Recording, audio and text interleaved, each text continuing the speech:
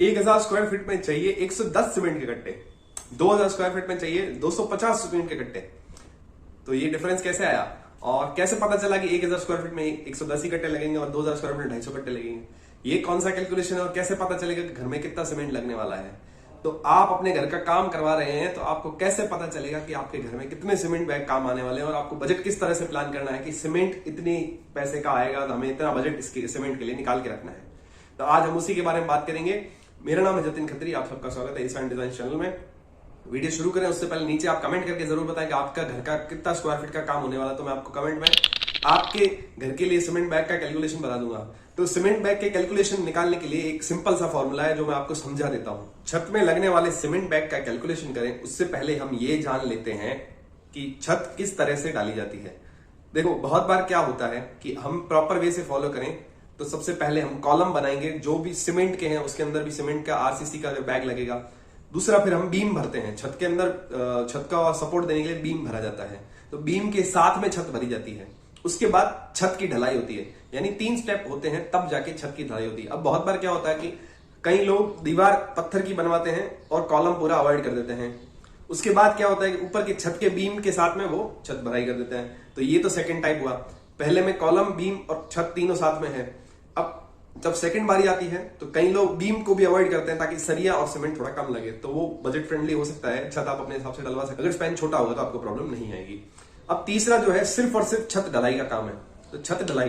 तो अब इन तीनों केसेस में अलग अलग सीमेंट का रेशियो काम जाएगा, यानी अलग अलग सीमेंट के बैग लगेंगे। अगर आप कॉलम के साथ में बीम करवा रहे हैं और बीम के साथ में छत ढलाई करवा रहे हैं तो आपके यहाँ पे 8 स्क्वायर फीट एरिया एक सीमेंट का बैग कवर करेगा। 8 स्क्वायर फीट के अंदर एक सीमेंट का बैग आपका जाएगा। तो अगर आपका एरिया 1000 स्क्वायर फीट का है तो 1000 डिवाइडेड बाय 8, 1000 को अगर हम 8 से डिवाइड करते हैं, यानी कि एक सीमेंट बैग अगर 8 स्क्वायर फीट में लग रहा है तो 1000 स्क्वायर फीट में लगने के लिए 1000 को 8 से भाग करेंगे, यानी 8 का भाग देंगे हम 1000 स्क्वायर फीट के अंदर।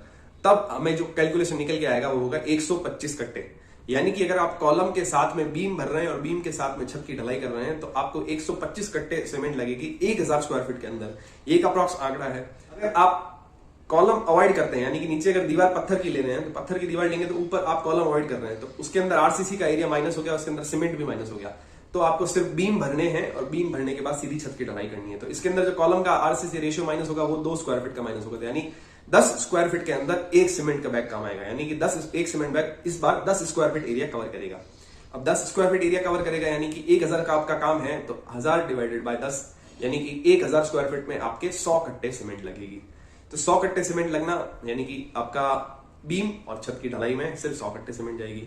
अब तीसरी कंडीशन ये आती है कि सिर्फ आप छत ढलाई करवा रहे हैं, यानी कि अगर रूम की साइज छोटी छोटी होती है, जैसे 10 बाय 10 की साइज है, तो कई लोग बीम अवॉइड करते हैं, यानी कि बीम उसके अंदर नहीं भरवाते हैं। तो बीम अगर आप अवॉइड करते हैं तो वहां पे भी सीमेंट का रेशियो थोड़ा कम हो जाता है, सीमेंट थोड़ा कम आता है। तो उस कंडीशन में आपका जो सीमेंट, एक सीमेंट का बैग है वो तकरीबन 12.5 स्क्वायर फीट एरिया कवर करेगा छत का।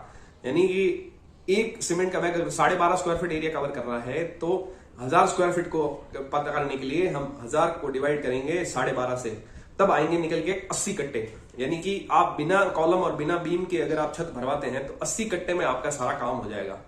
अब देखिए, अब तीनों कंडीशन में एक में आया बिना छत के अगर आप करवाते तो 80 कट्टे लगेंगे 1000 स्क्वायर फीट में, और अगर आप बीम के साथ में अगर पहली छत भरवाते हैं, बीम और छत खाली भरती है, तो आएंगे 100 कट्टे। अब तीसरी कंडीशन के अंदर बीम और कॉलम सब मिला के अगर आप भरवाते हैं तो आपको आएंगे 125 कट्टे। अब इसके अंदर कॉस्टिंग का वेरिएशन कितना आया?